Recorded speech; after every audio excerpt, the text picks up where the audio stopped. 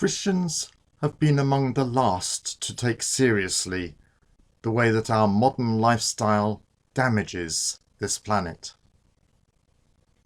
Some still regard it as unimportant because of the promise of a new earth.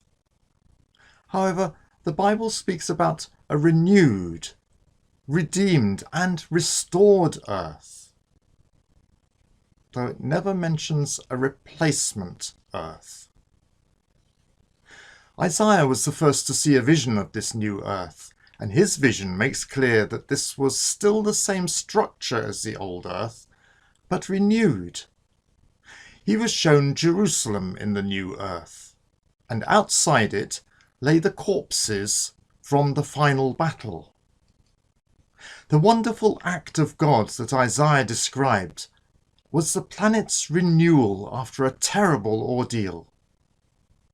It can't have been a replacement planet, because God wouldn't have created copies of the corpses to decorate his new world.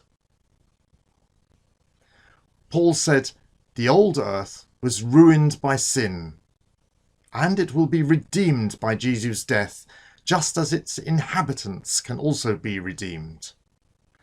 The death of Jesus means that God doesn't have to destroy humanity in order to remove sin, and he doesn't have to destroy the earth in order to make it good again. Peter said that the new earth will be revealed when the old earth is destroyed by fire, just as water destroyed civilization in Noah's day. This implies that the earth will be restored after the cleansing by fire, just as it was restored after the cleansing by a flood. Nowhere in the Bible is the new earth portrayed as a replacement planet.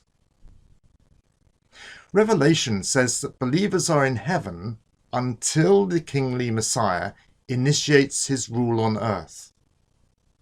At the end of the book, the church is envisioned as a city and as a bride descending to the earth, which now has no ocean. This bridal city presumably includes all those who had previously been kept safe in heaven. God commanded the first humans to increase in number, fill the earth, and subdue it, rule over every living creature. This is sometimes seen as an anti-ecology charter, and to some extent the wording supports this interpretation.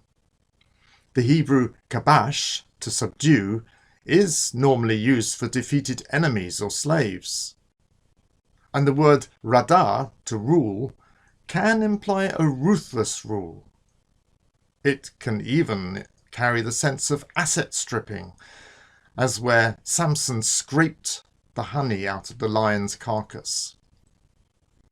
However, God gave Adam a very different kind of command in the garden, to work it and to take care of it.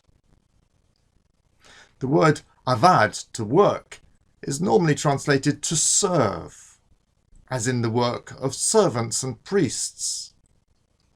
And shamar, to take care of or to keep, also means to guard and preserve, or to obey and honour.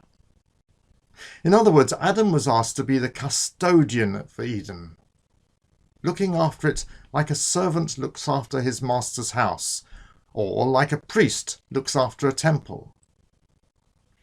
If we want the earth to be more like Eden, then perhaps we should treat it in the way that God asked Adam to treat Eden.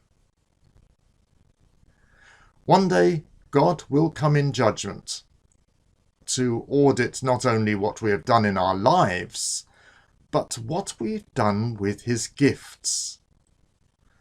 Jesus' parable of the wicked steward suddenly has a very modern ring. His crime was wasting his master's resources, and his redemption came by planning for the future.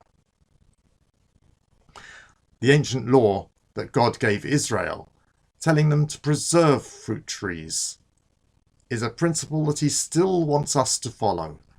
Don't squander the next generation's inheritance. God bless.